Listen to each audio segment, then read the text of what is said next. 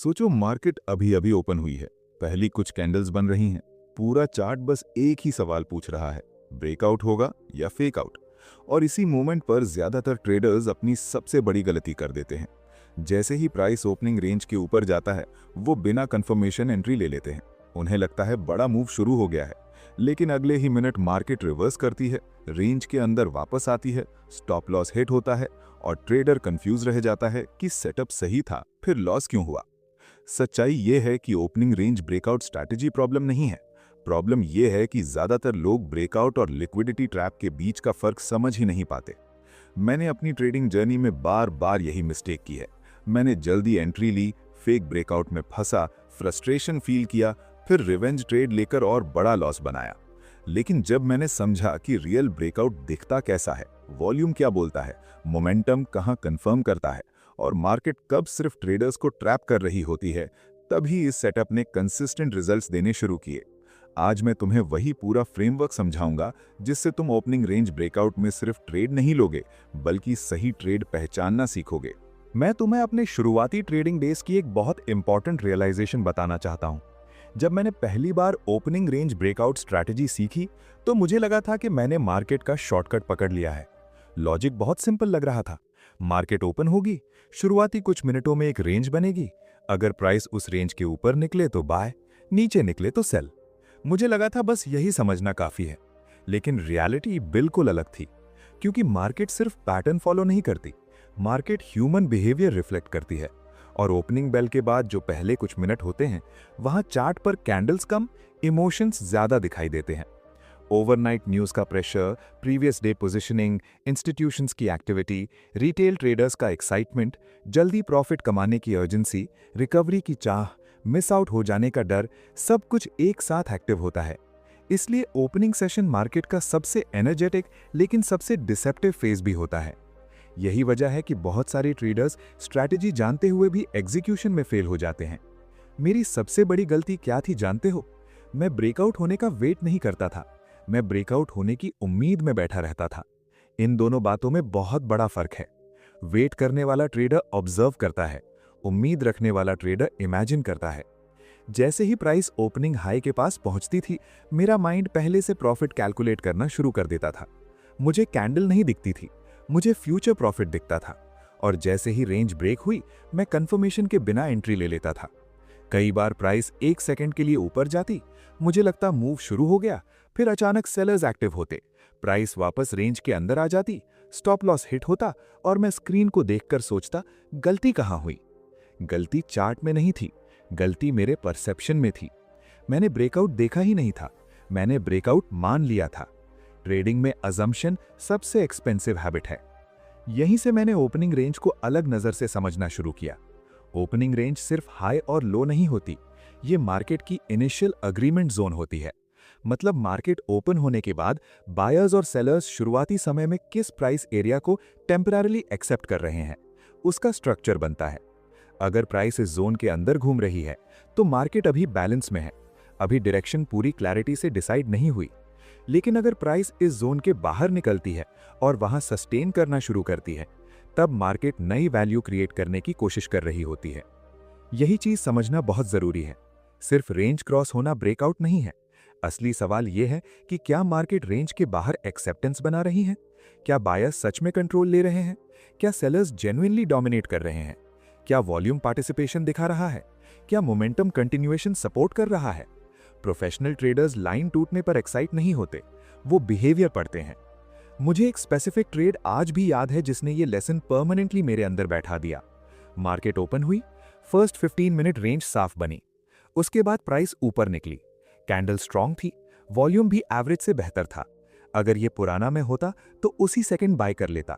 लेकिन उस दिन मैंने खुद को रोका। मैंने सिर्फ ब्रेकआउट नहीं देखा, ब्रेकआउट के बाद मार्केट का रिएक्शन देखा। अगली कैंडल आई, लेकिन उसमें कंटिन्यूएशन की स्ट्रेंथ नहीं थी। बायर्स ने प्राइस ऊपर पुश तो किया, लेकिन सस्टेन नहीं कर पाए। मोमेंटम एक्सपैंड नहीं कर रहा था, मूव में अर्जेंसी मिसिंग थी। तब मैंने कोई ट्रेड नहीं लिया। कुछ ही मिनट बाद सेलर्स आए, प्राइस शार्पली रेंज के अंदर वापस घुस गई। फेक ब्रेकआउट कंप्लीट हो चुका था। उस दिन मैंने प्रॉफिट नहीं कमाया, लेकिन मैंने लॉस अवॉइड किया। और ट्रेडिंग में कैपिटल बचाना भी प्रॉफिट कमाने जितना ही इंपॉर्टेंट स्किल है। उस मोमेंट ने मुझे सिखाया कि डिसिप्लिन कई बार पैसा बनाने से पहले पैसा बचाता है। इस पूरे चैप्टर का सबसे बड़ा टेक अवे यही है कि opening range breakout strategy chart से कम साइकोलॉजी से ज्यादा शुरू होती है। मार्केट ओपन होते ही तुम्हारा पहला काम एंट्री ढूंढना नहीं होना चाहिए। तुम्हारा पहला काम मार्केट को पढ़ना होना चाहिए। क्या वॉलेटिलिटी नेचुरल है या इमोशनल? क्या ब्रेकआउट कन्विक्शन के साथ हो रहा है या सिर्फ लिक्विडिटी हंट है? क्या पार्टिसिपेशन रियल है या टेम्पररी स्पाइक? और सबसे इंपॉर्टेंट, क्या तुम्हारा खुद का माइंड न्यूट्रल है? क्योंकि अगर तुम पिछले लॉस रिकवर करने बैठे हो, जल्दी प्रॉफिट निकालने बैठे हो या मूव मिस होने के डर में बैठे हो, तो तुम मार्केट नहीं देख रहे, तुम अपने इमोशंस एग्जीक्यूट कर रहे हो। और जब ट्रेडर इमोशंस एग्जीक्यूट करता है तो स्ट्रैटेजी कमजोर लगने लगती है। अब मैं तुम्हें डिटेल में समझाऊंगा कि रियल ब्रेकआउट और फेक ब्रेकआउट के बीच प्रैक्टिकली फर्क कैसे पहचानना है, ताकि एंट्री लेने से पहले मार्केट की लैंग्वेज सच में पढ़ सको। अब सवाल यह है कि प्रैक्टिकली रियल ब्रेकआउट और फेक ब्रेकआउट के बीच फर्क कैसे पहचाने, क्योंकि चार्ट लाइव चल रहा होता है, कैंडल्स तेजी से बन रही होती हैं, इमोशंस ऑलरेडी एक्टिव रहते हैं और डिसीजन कुछ ही सेकंड्स में लेना पड़ता है। ऐसे समय में क्लैरिटी तभी आती है जब तुम्हारे पास ऑब्जर्वेशन फ्रेमवर्क हो। मैंने अपने एक्सपीरियंस से सीखा कि सबसे पहला सिग्नल वॉल्यूम देता है। जब प्राइस ओपनिंग रेंज के ऊपर ब्रेकआउट करती है तो सिर्फ कैंडल का रेंज के बाहर जाना काफी नहीं है, मुझे देखना होता है कि क्या उस मूव के पीछे पार्टिसिपेशन भी बढ़ रहा है, क्योंकि मार्केट में स्ट्रॉन्ग मूव अकेले प्राइस नहीं बनाता, स्ट्रॉन्ग मूव कलेक्टिव एक्शन बनाता है। बायर्स अगर सच में इंटरेस्टेड हैं तो वॉल्यूम अक्सर सपोर्ट देता है, लेकिन यहां भी एक ट्रैप है। सिर्फ हाई वॉल्यूम देखकर एक्साइटेड नहीं होना। कई बार ब्रेकआउट कैंडल में वॉल्यूम आता है क्योंकि लिक्विडिटी स्वीप हो रही होती है, इसलिए वॉल्यूम को हमेशा कंटिन्यूएशन के साथ पढ़ना पड़ता है। अगर ब्रेकआउट हुआ, वॉल्यूम आया और अगली कैंडल्स भी उसी डायरेक्शन में सस्टेन कर रही हैं, तब सिग्नल मजबूत होता है। दूसरी चीज है मोमेंटम फॉलो थ्रू। यही वो जगह है जहां फेक ब्रेकआउट अक्सर एक्सपोज हो जाता है। मान लो प्राइस ओपनिंग रेंज के ऊपर निकली, अब मेरा ध्यान ब्रेकआउट कैंडल से शिफ्ट होकर अगली कैंडल्स पर चला जाता है। क्या नेक्स्ट कैंडल्स बायर्स की अर्जेंसी दिखा रही हैं? क्या प्राइस आसानी से ऊपर एक्सपैंड कर रहा है? क्या पुल बैक शैलो है या ब्रेकआउट के तुरंत बाद कैंडल्स छोटी होने लगी, विक्स बढ़ने लगे, प्राइस हेजिटेट करने लगी? क्योंकि हेजिटेशन कई बार हिडन वीकनेस होती है। स्ट्रॉन्ग ब्रेकआउट अक्सर कॉन्फिडेंस दिखाता है, वीक ब्रेकआउट अक्सर डाउट दिखाता है। मार्केट लैंग्वेज में डाउट बहुत जल्दी रिवर्सल बन सकता है। शुरुआती दिनों में मैं सिर्फ पहली स्ट्रॉन्ग कैंडल देखकर एंट्री ले लेता था। अब मैं कंटिन्यूएशन देखे बिना कमिटमेंट नहीं करता, क्योंकि ब्रेकआउट का सच अक्सर अगली कैंडल्स रिवील करती हैं। तीसरी ऑब्जर्वेशन एक्सेप्टेंस की है, और ऑनेस्टली ये कॉन्सेप्ट मेरी ट्रेडिंग को सबसे ज्यादा बदलने वालों में से एक है। जब प्राइस रेंज के ऊपर जाती है तो मैं खुद से पूछता हूं, क्या मार्केट इस नए लेवल को एक्सेप्ट कर रही है? एक्सेप्टेंस का मतलब सिंपल लैंग्वेज में यह है कि क्या प्राइस रेंज के बाहर समय बिताने के लिए कंफर्टेबल है? अगर ब्रेकआउट के बाद कैंडल्स लगातार उसी जोन के ऊपर बन रही हैं, बायर्स डिप्स को डिफेंड कर रहे हैं और प्राइस जल्दी वापस रेंज के अंदर नहीं गिर रही, तो एक्सेप्टेंस बन रही है। लेकिन अगर प्राइस रेंज के बाहर गई, ट्रेडर्स को अट्रैक्ट किया, स्टॉप्स ट्रिगर करवाए और फिर तुरंत वापस अंदर आ गई, तो मार्केट बेसिकली कह रही है कि ऊपर की कीमत अभी एक्सेप्ट नहीं हुई। यही फेक ब्रेकआउट का क्लासिक बिहेवियर है। मार्केट पहले एक्साइटमेंट क्रिएट करती है, फिर इंपेशेंट ट्रेडर्स को ट्रैप करती है। चौथी चीज कॉन्टेक्स्ट है, जिसे इग्नोर करके बहुत सारे लोग सिर्फ कैंडल्स के आधार पर ट्रेड ले लेते हैं। मुझे हमेशा ब्रॉडर एनवायरनमेंट देखना होता है। ओवरऑल मार्केट सेंटिमेंट कैसा है, इंडेक्स सपोर्ट कर रहा है या ऑपोजिट जा रहा है, स्टॉक पहले से एक्सटेंडेड मूव के बाद ब्रेकआउट दे रहा है या फ्रेश स्ट्रक्चर से निकल रहा है, नियर बाय रेजिस्टेंस है या खुला स्पेस है। क्योंकि कभी कभी ब्रेकआउट टेक्निकली सही दिखता है, लेकिन कॉन्टेक्स्ट उसके अगेंस्ट होता है। उदाहरण के लिए, अगर प्राइस ओपनिंग रेंज तोड़ रही है लेकिन ठीक ऊपर previous day high strong resistance की तरह खड़ा है, तो अपसाइड लिमिटेड हो सकती है। मार्केट स्ट्रक्चर को आइसोलेटेड नहीं, कनेक्टेड वे में पढ़ना पड़ता है। यही प्रोफेशनल थिंकिंग है। कैंडल अकेली डिसीजन नहीं देती, एनवायरनमेंट डिसीजन को क्वालिटी देता है। और अंत में सबसे महत्वपूर्ण चीज, मेरे अंदर क्या चल रहा है, क्योंकि सेम चार्ट देखकर दो ट्रेडर्स अलग रिजल्ट बना सकते हैं। क्यों?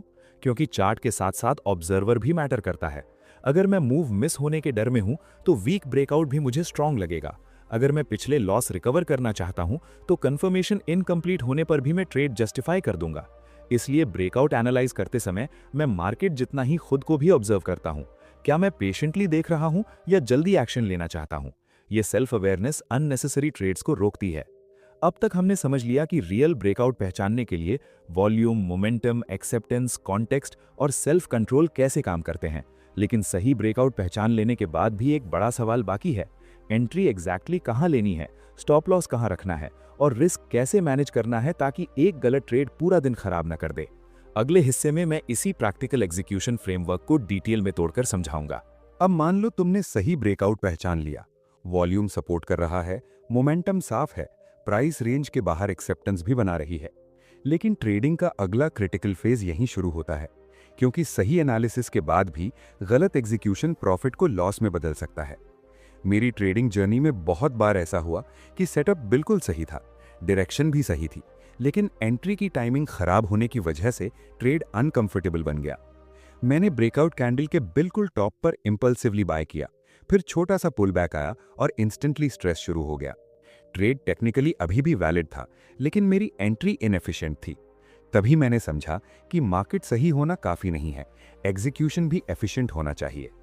जब मैं ओपनिंग रेंज ब्रेकआउट ट्रेड लेता हूं, तो जनरली 2 एंट्री स्टाइल्स ऑब्जर्व करता हूं। पहला अग्रेसिव एंट्री, जहां ट्रेडर ब्रेकआउट कंफर्मेशन मिलते ही तुरंत एंटर करता है। दूसरा पेशेंट एंट्री, जहां ब्रेकआउट के बाद छोटा रीटेस्ट या स्टेबलाइजेशन देखा जाता है। शुरुआती समय में मैं हमेशा अग्रेसिव एंट्री लेता था, क्योंकि मुझे डर रहता था कि कहीं मूव छूट न जाए, लेकिन फियर ऑफ मिसिंग आउट अक्सर पुअर प्राइसिंग दिलाता है। अब मैं ये देखता हूं कि ब्रेकआउट के बाद अगर प्राइस थोड़ी देर उसी लेवल के ऊपर होल्ड करती है या हल्का पुल बैक लेकर प्रीवियस ब्रेकआउट जोन को सपोर्ट की तरह रिस्पेक्ट करती है, तब एंट्री ज्यादा स्ट्रक्चर्ड लगती है। इसका फायदा ये होता है कि रिस्क बेटर डिफाइन होता है और इमोशनल प्रेशर थोड़ा कम रहता है। अब बात स्टॉप लॉस की, जहां ज्यादातर ट्रेडर्स टेक्निकली नहीं, इमोशनली डिसीजन लेते हैं। स्टॉप लॉस पनिशमेंट नहीं है, स्टॉप लॉस बिजनेस प्रोटेक्शन है। पहले मैं स्टॉप लॉस बहुत टाइट रखता था, क्योंकि लॉस जल्दी एक्सेप्ट नहीं करना चाहता था। रिजल्ट ये होता था कि नॉर्मल मार्केट नॉइज भी मुझे बाहर कर देती थी। फिर कभी फ्रस्ट्रेशन में बहुत वाइड स्टॉप लॉस रख देता था, जिससे एक ट्रेड का रिस्क अननेसेसरीली बड़ा हो जाता था। धीरे धीरे मैंने सीखा कि स्टॉप लॉस चार्ट स्ट्रक्चर के हिसाब से होना चाहिए, इमोशंस के हिसाब से नहीं। अगर मैं ब्रेकआउट ट्रेड ले रहा हूं, तो लॉजिकली मुझे उस लेवल के नीचे एग्जिट प्लान रखना चाहिए जहां ब्रेकआउट थीसिस इनवैलिड हो जाए, यानी जहां मार्केट क्लियरली दिखा दे कि एक्सपेक्टेड स्ट्रेंथ सस्टेन नहीं हुई। और इसके साथ सबसे बड़ा रूल रिस्क मैनेजमेंट है। चाहे सेटअप कितना भी परफेक्ट लगे, मैं एक ही ट्रेड पर ऐसा रिस्क नहीं ले सकता जो पूरे दिन की साइकोलॉजी डिस्टर्ब कर दे, क्योंकि ट्रेडिंग सर्वाइवल का गेम है। अगर एक गलत ट्रेड तुम्हारा कॉन्फिडेंस हिला दे, तो अगला सही सेटअप भी प्रॉपर्ली एग्जीक्यूट नहीं होगा। इसलिए position sizing, pre defined risk और कैपिटल प्रोटेक्शन स्ट्रैटेजी का हिस्सा नहीं, फाउंडेशन है। अब हमने समझ लिया कि एंट्री कहाँ लेनी है, स्टॉप लॉस कैसे रखना है, रिस्क कैसे कंट्रोल करना है। लेकिन ट्रेड में एंटर करने के बाद भी गेम खत्म नहीं होता। असली चैलेंज तब आता है जब पोजीशन लाइव चल रही होती है, प्रॉफिट दिख रहा होता है, फियर एक्टिवेट होता है, ग्रीड बढ़ती है।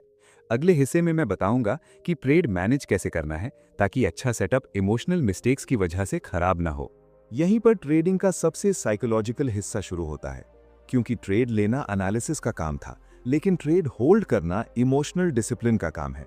मैंने अपनी जर्नी में ये बहुत पेनफुली सीखा है कि कई बार सही एंट्री लेने के बाद भी ट्रेडर प्रॉफिट इसलिए नहीं बना पाता क्योंकि पोजीशन लाइव होते ही उसका बिहेवियर बदल जाता है।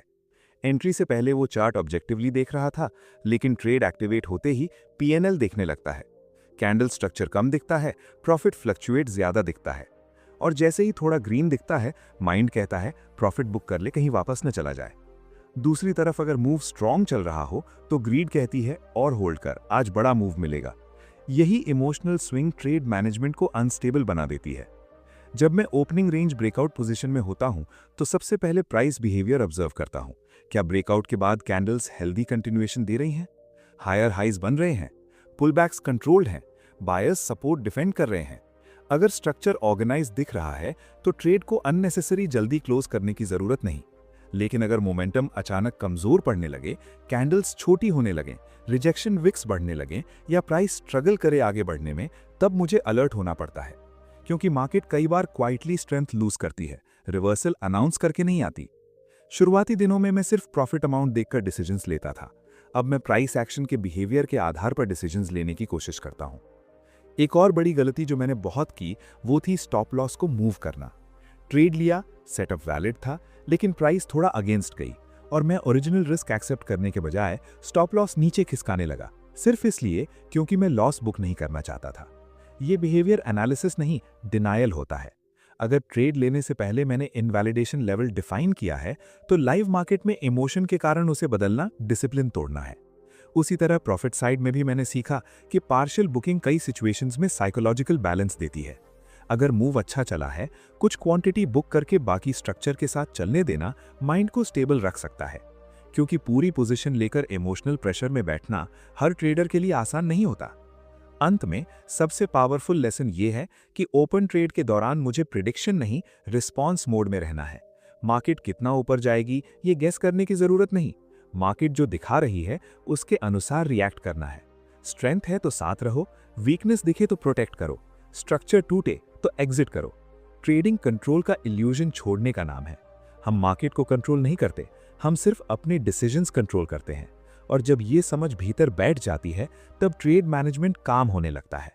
लेकिन इस पूरी स्ट्रैटेजी का आखिरी और शायद सबसे इंपॉर्टेंट हिस्सा अभी बाकी है, क्योंकि चाहे सेटअप कितना भी अच्छा हो, एक्सिक्यूशन कितना भी डिसिप्लिन्ड हो, लॉन्ग टर्म कंसिस्टेंसी आखिर बनती किस चीज से है। अगले हिस्से में मैं वही कोर माइंडसेट बताऊंगा जिसने मेरी पूरी ट्रेडिंग अंडरस्टैंडिंग बदल दी। आखिर में मैं तुम्हें वही बात बताना चाहता हूं जिसने मेरी पूरी ट्रेडिंग साइकोलॉजी बदल दी। कंसिस्टेंसी किसी परफेक्ट स्ट्रैटेजी से नहीं आती। कंसिस्टेंसी इस बात से आती है कि तुम अनसर्टेनिटी के बीच कितना डिसिप्लिन्ड रह सकते हो। ओपनिंग रेंज ब्रेकआउट में भी हर सेटअप काम नहीं करेगा।